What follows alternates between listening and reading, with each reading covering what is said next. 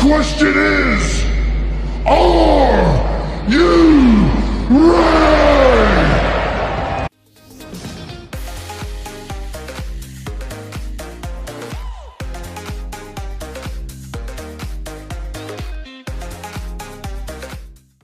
The days leading up to the release of Dhurandhar 2 has been nothing short of a fiasco. The paid previews that needed to start at 5 PM across the country with several dubbed versions to also be screened simultaneously were delayed. People were wondering what really happened, and upon communicating with someone from the team, they relayed to me that the reason for the delay of material to cinema halls across India was presumably because the censor board came back after they approved the film with more last-minute changes. This led to the delay, especially with other languages beyond Hindi, because the changes were being made in chronological order, first Hindi, then the other languages. Irrespective, the hype on the ground level is absolutely real. I haven't seen a PVR so stacked in months, and do you know what is the sign of a real commercial success? When you see a theatre-going audience of all demographics land up on the first day of the movie. I literally saw college students, couples, friend groups, old people, everyone tuning in for this film. Dhurandhar 2 follows the events after the death of Rahman Dakat, with specific focus on the origin story of Jaskirat Singh Rangi, played by Ranveer Singh. What led to Jaskirat serving a life sentence in jail? How does he, as Hamza, deal with Liari becoming an uncontrollable nucleus of gang wars between the Pathans and the Baloch? How does he ensure in eliminating every name that he has written in his diary? What are the political changes in India that impact his mission in Pakistan? Is he capable in eliminating Major Iqbal, played by Arjun Rampal? And finally, is the payoff with Bade Sahab and his influence worth the trip to the theatre and spend 3 hours and 49 minutes in a packed hall this weekend? Let's dive deep on the same, because possibly after LOC, Kargil and Lagan, this may be the longest movie I've seen in a theatre. Don't make the bad decision of having a lot of fluids during this film, because you don't want to be taking a pee break while Aditya Dhar is consistently showcasing peak detailing. Here's me telling you the good and bad aspects of the film so that you guys can ultimately decide whether to watch Dhurandhar 2, The Revenge, in theatres or not. The underwhelming aspects: censorship and huge score and sound design issues. From the very first scene, I was getting irritated by the decision made by the CBFC regarding the censorship of selective profanity in this movie. I am absolutely blown away by what gets passed in movies and what is considered to be problematic. How is it that I can see animals dry humping characters in Masti 4, I can see a man in Marco take out an unborn fetus out of a pregnant woman and kill it, but where we draw the line is... What did he say?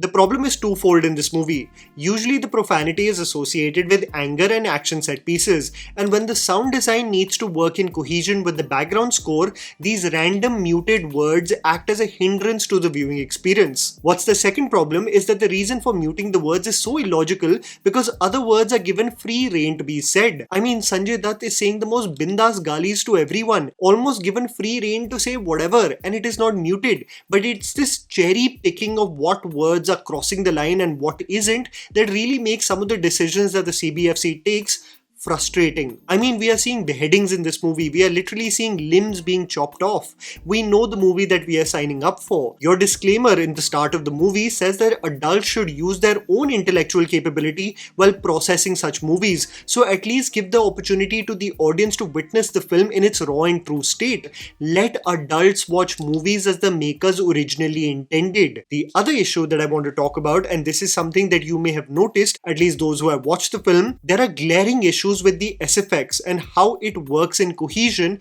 with the score and music. You know how much I love Shashwat Sachdev. I mean, on this channel, I leave no stone unturned in raving about this man and his attention to detail. He hit it out of the park in part 1. His renditions of classics and some of the original singles are rightfully raved about even today. But the music in this film, coupled with the sound design, just seems misplaced and odd through most of the running time. I don't know whether this was a huge issue because of the release date and how every technical detail needed to be delivered in a crunch time, but you see there are issues with just the levels in scenes. When an invigorating song like Ari Ari is playing, it almost is hushed under the sound design of gunshots. When an intense hand-to-hand combat sequence is taking place, an intense rap song plays that doesn't really fit the scene at play. When a car chase sequence is directed, a classic like Tamma Tamma is not edited to the visuals, but seems like a lazy addition versus in part 1, where every number seemed carefully thought out and was apt for the sequence. The gunshots often don't produce any noise, and the score either overcompensates or gets completely hushed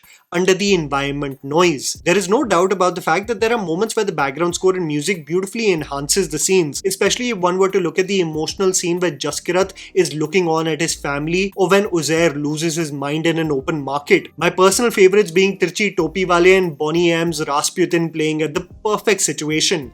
But the music and its sheer presence, which became a character in itself in part 1, just does not match that aura and level like part 1. I mean, the attempt to recreate the same aura moment of Rahman Dakat with the Baloch people with Hamza this time just falls flat, mainly owing to the rapid editing and sound design issues, and my assumption is that a lot of these problems have risen because of a release date that just had to be met, come what may. Many targets causing montage-like execution and one-note political celebration. Anyone telling you that there is absolutely zero fatigue, zero exhaustion, zero moments where the narrative does seem slightly flat is lying to you.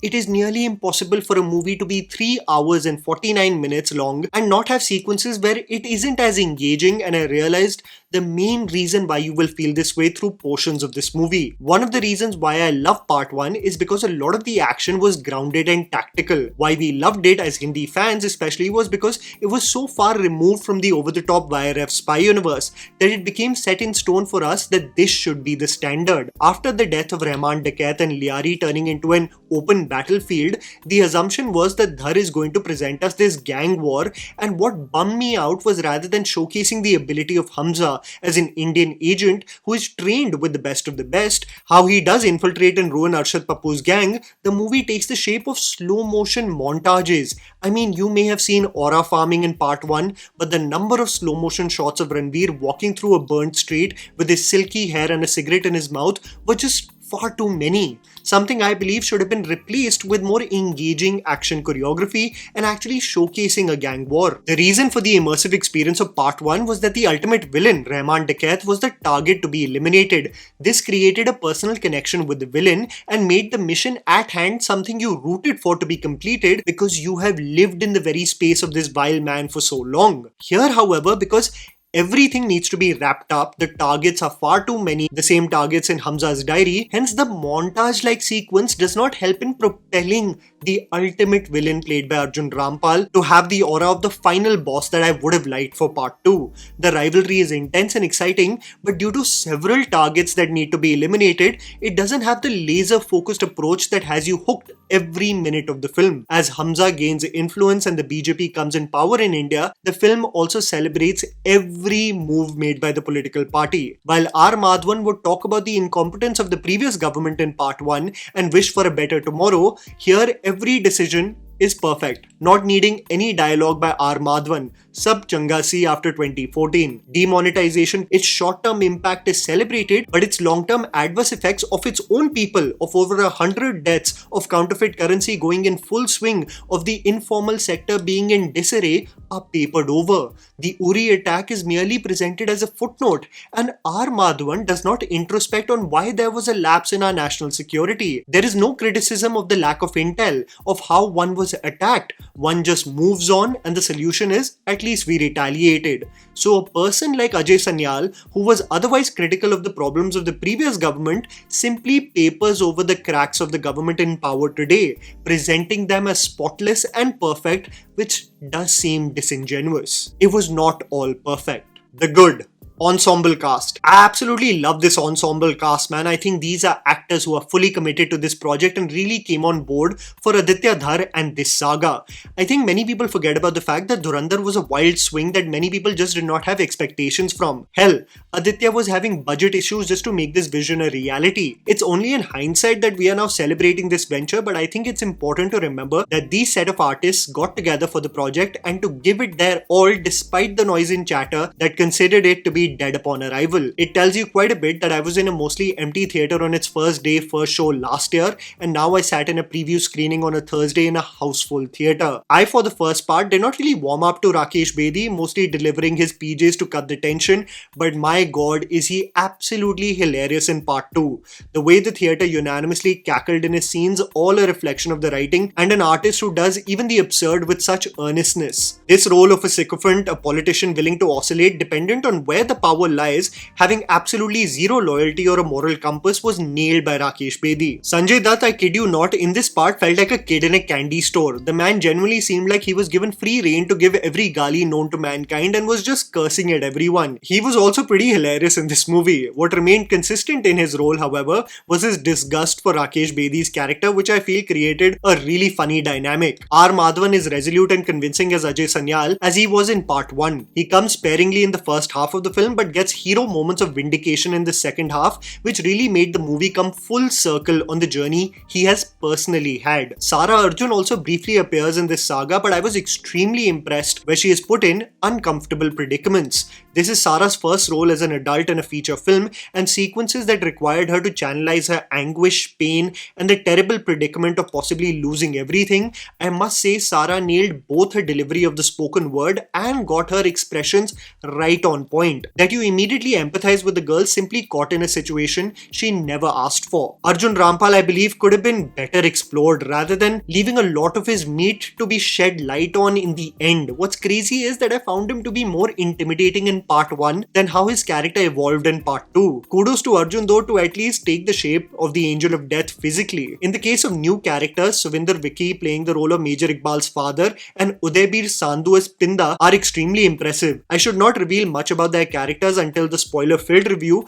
but I must say these actors are the results you get when you cast actors of Punjabi origin from the heartland. The Bollywood Punjabi just pales in comparison to the ease with which these characters delivered their dialogues. A special shout out to the unsung hero like Gaurav Gera also. He doesn't get enough love for what he has pulled off in this film. The biggest praise for an actor in a movie is when the audience takes a few minutes to even recognize you, and Gaurav, a product of being typecast all his life, is brilliant as well. I must say though, the Bade Sahab integration, without giving anything away, something I found really underwhelming here, really gave me flashbacks to Ratchasan. That's all I'll say, and I'll be sure to dive deep when we talk about it in the spoiler-filled review. Those who have seen the film know exactly what I'm talking about. Massy writing, production design, and cinematography. One of the several conclusions that I made as I was watching this movie, I realized that there is a tonal shift this movie has taken from what kind of movie it was in part 1 to what it evolved to become in part 2.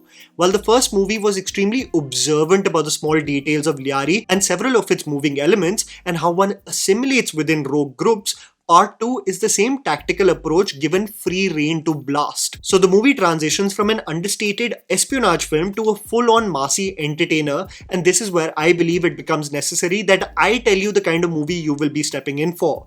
This movie has dialogue bazi, it has stylistic money shots, it has trash talking, it has moments of tension undercut with humor several times, and it essentially relies on the tropes of commercial action movies, which if done right is effective, and I believe for the most part, the film accounts for an extremely action-packed ride. There are moments that really did stay with me, and this is enhanced further by the production design of creating this entire world of Lyari all the way in Thailand, and cinematography by Vikash Naulakha, who just takes it up a notch with some of his stylistic choices. I mean, the visual of Ranveer standing like the Caped Crusader in the torrential rain was truly epic. Uzair with his blood-soaked face, losing his marbles, the sequence of just seeing the scale of operations of the Khanna brothers really does make your jaw drop, but I think someone who truly made this saga worth the ride is one person. Ranveer Singh as Jaskirat and the actor that you are. The introduction of Ranveer Singh as Jaskirat Singh Rangi made me conclude that no one exaggerates the fact that Ranveer Singh is an absolute chameleon. You see the lanky structure of Jaskirat, the wonder and joy in his eyes when he stands next to his family, how determined he becomes in his mission at such a young age,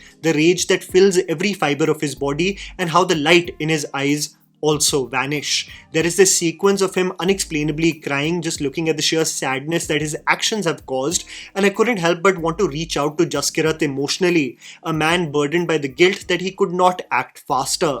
This transition from a boy who wears his heart on his sleeve to a ruthless machine instructed to be patient and resilient for years makes me genuinely believe that Ranveer will swipe a lot of the awards next year. The opening action sequence of an ambush led by Jaskirat is easily the best choreographed action sequence of the entire 3 hours and 49-minute running time. That's what slightly bums me out. If the operations of Lyari were more than just mere montages and an extension of what was so brilliantly introduced, the movie would have been even greater in my eyes. Coming back to the performance POV, imagine people having the gall to criticize Ranveer for not doing enough in the first part, not realizing that he was exactly doing what a spy should do, be inconspicuous and blend, only to know when to strike. His rage and anger that gets channelized in the climax is palpable, especially when going toe-to-toe with Major Iqbal. I feel this is the redemption no one would have foreshadowed commercially for Ranveer, but one thing is clear, no one had any doubts on his capability as an actor. I want to conclude by saying that one thing is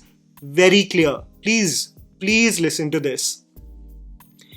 Treat this as a fictional movie inspired by true events. If you start basing your concept of history, modern history of what's happened in the last 15 years, according to this movie, then there is something extremely concerning of what you consider to be a credible source of information in order to be informed about this world. If you treat this as a cinematic parallel like Inglourious Bastards versus a documentary, you will be guaranteed an entertaining theatre experience, especially on how Aditya Dhar shapes the climax, which genuinely made me clap and made me actually re-watch part 1 again. The biggest sigh of relief that I had with how this film shaped up is that it had closure. I must confess though, despite the several technical hiccups, I was very entertained by Dhurandhar the Revenge. I won't lie though, I missed Akshaye Khanna so much. And that was the video, guys. Write down in the comments below what you thought about Dhurandhar the Revenge. Please don't forget to follow me on Instagram, the handle's right in front of you. Follow me at JammyPants4. Also please support us by smashing the like button and subscribing to our channel for weekly content ahead. Thank you for watching.